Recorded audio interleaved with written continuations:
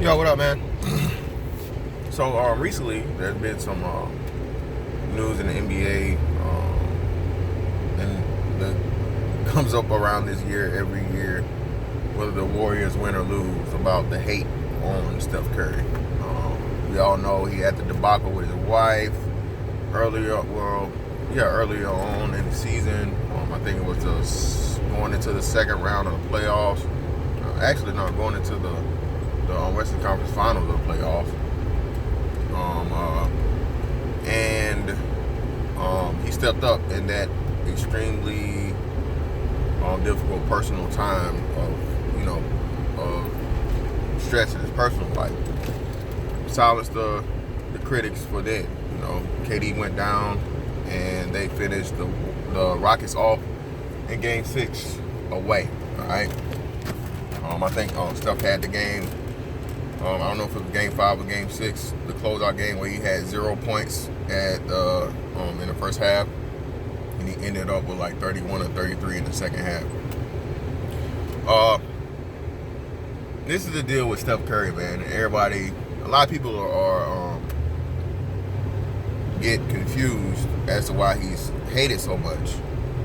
Well, it's very simple if you understand what Steph Curry was or what he did.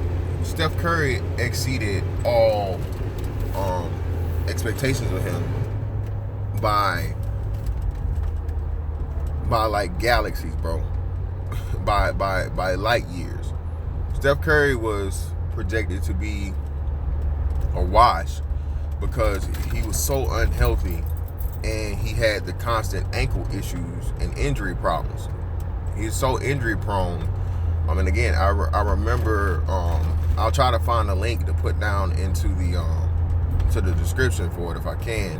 Him explaining the reason they took the deal that they took for Golden State was because he wasn't planning on even making it through his entire fucking contract, and he was setting it up as more of a stability thing, and for him to have a solid income revenue or a nice retirement package if he couldn't overcome his injuries and his lower leg, lower body issues.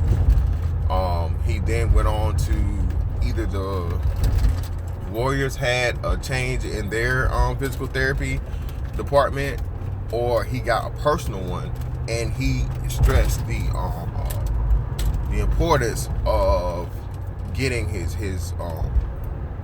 hip strength stronger, and getting his lower body and strengthening his lower body, and the intrinsic strength involved and needed for that. Again, man, me personally, I can tell you, somebody that had lower back issues, as soon as I started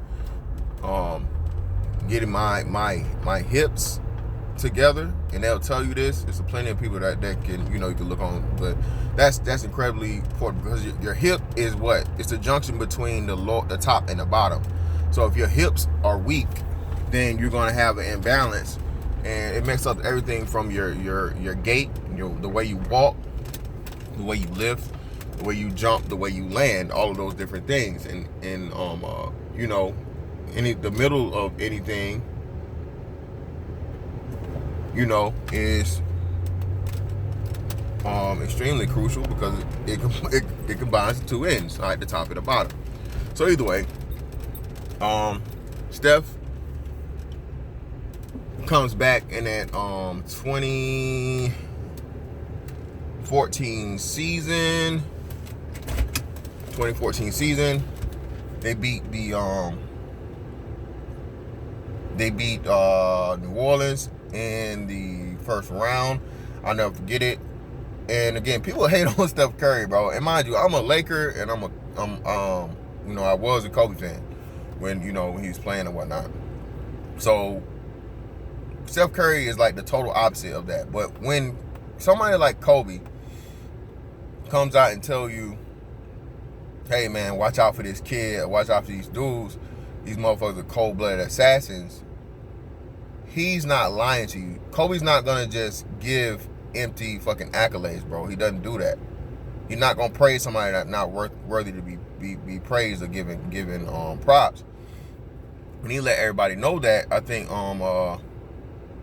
the year prior to him popping his Achilles or whatnot.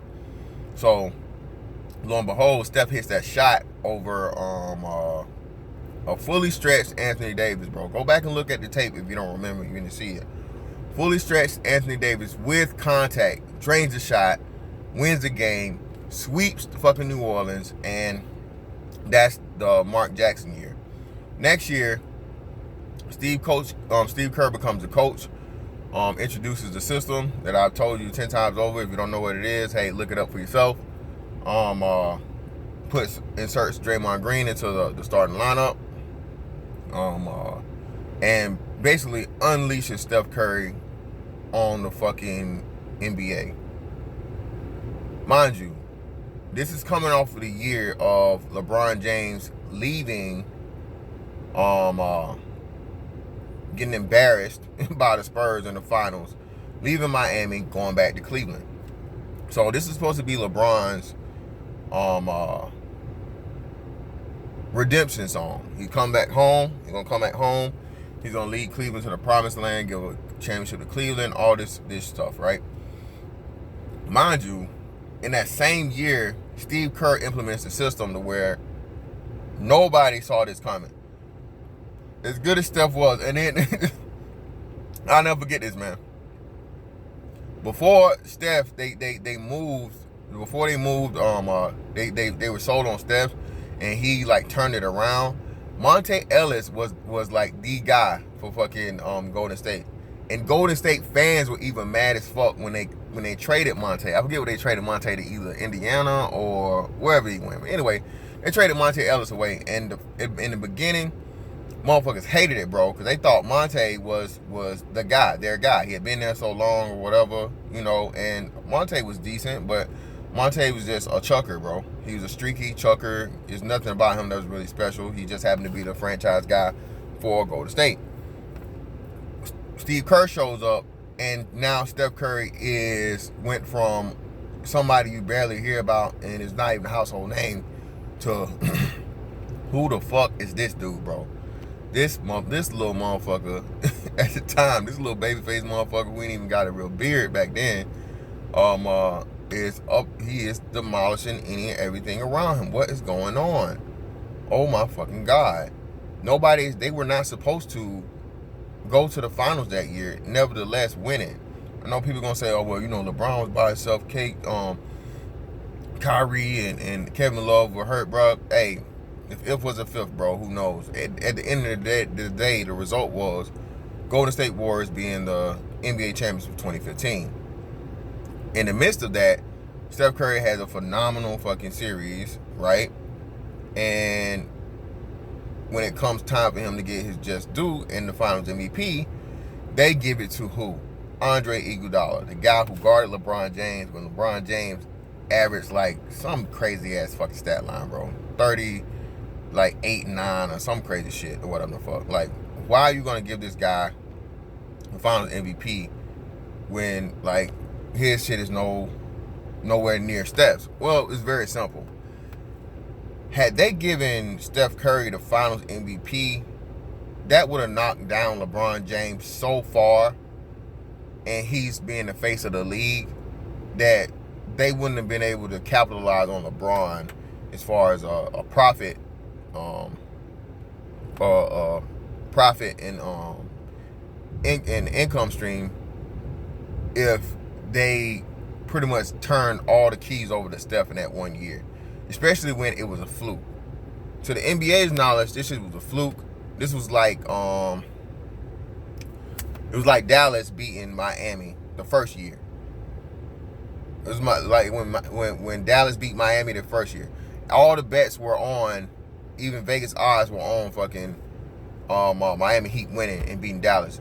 But Dallas fucking showed the fuck up and they embarrassed Miami due to LeBron just not being ready and him not being able to play because he wasn't the head of the system. So now you have the same thing happen again in this whole arc of where you want LeBron James to get this redemption song and shit go, you know what I'm saying, the way it's supposed to do. Well, next year, Steph Curry not only comes back as good as he was the year prior. The nigga's even better. 50, 40, 90. He shot some ridiculous fucking amount from three. I think he was the scoring title. He had the scoring title that year also. And you beat the Bulls record, the unthinkable fucking Bulls record of 73-9. All right. What happens in the playoffs? You know, you get to the finals. Everybody gets injured. Bogut goes out, breaks his leg. Andre Iguodala has like back spasms and shit. Somehow they're still winning. Game 4. Draymond does some dumb shit, and he swats at LeBron's crotch. They go and review it, and they retroactively suspend Draymond Green. Series is all the way down from there. Goes 7 games. Kyrie hits the fucking game-winning shot. The rest is history. Now you get to knock him back down, right? LeBron's in his proper place. LeBron gets the fucking redemption song you wanted him to have. Cool. Great. Steph Curry's still the first unanimous MVP, though. All right, by this. So, again, you can't... He upset the apple cart, as they say, because nobody saw him coming like this. And in my time of watching basketball from, I'll say, understanding the game of basketball and knowing what the fuck it was, from about, 90, 98 and on, really having an understanding of basketball, there hasn't been another player like Steph Curry. Any and every person that's either came out like, hey, this guy's going to be the guy, and they have a steep decline, or this guy's going to be the guy and he lives up to the hype. All right? Steph Curry was the first of his kind, and to my knowledge, and I'm not going to go the whole history route, but again, bro, Steph Curry went from a non-household name to not just top 50 all NBA, top all-time 50 greatest players, to arguably now at this point, I say in 2015, you had to put him in especially after the 73-9 season, you would have had Steph at number 25, bro. Greatest shooter ever, 73-9 team. He's coming off a championship. He should have won Finals MVP, but he didn't. First unanimous MVP. The guy's like unstoppable, and he's changing and shifting the way the league is played, the game of basketball. I told y'all this shit, bro. I seen the Steph Curry effect in real life, in like real pickup games. Niggas fanning out to the 3-point line, bro. Not trying to run to the lane to get the dunk or the layup, get the alley. Because when I was a kid, if all you wanted to do was, hey, you run the lane, you run it straight down that motherfucking lane, and you want to dunk that bitch, or you want somebody to throw it up so you can get the oop. No, not now. Everybody's fucking running out and fanning out to the 3, man. Steph Curry changed that game, and that's what gave Mike D'Antoni new life. Because Mike D'Antoni's like, okay, yeah, I love it, or whatever. But again, the difference between Mike D'Antoni and Steve Curry is Steve Kerr's able to incorporate defense and actual system within the last, I'll say, 3 minutes of the game, slow the game down, and run sets. That's not in Mike D'Antoni's thing. But Mike D'Antoni is a whole nother, Pringles is a whole nother story.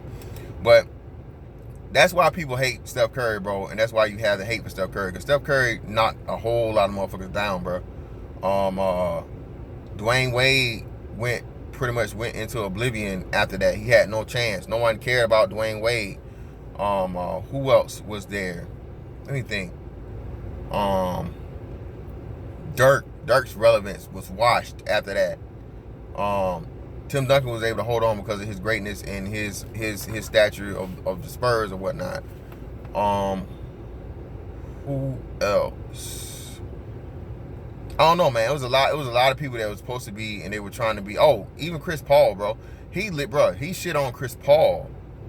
You gotta think about that, bro. Chris Paul was an afterthought after Steph Curry. Westbrook, before he started doing the whole triple-double things, because KD was still there. Him too. Steph hopped over a lot of people, man, and knocked a lot of people down the fucking rung. As far as like, hey, I'm up next to get my shine and be the face of the NBA, or to be respected and be a household name. Steph fucked that all up. So that's why motherfuckers hate him, bro. And everybody always bring up the little light skin shit too. Yeah, I might like them little light skin, little baby face ass niggas. But that's the Steph Curry effect, man. And that's that on that one. I'll catch you on the next one.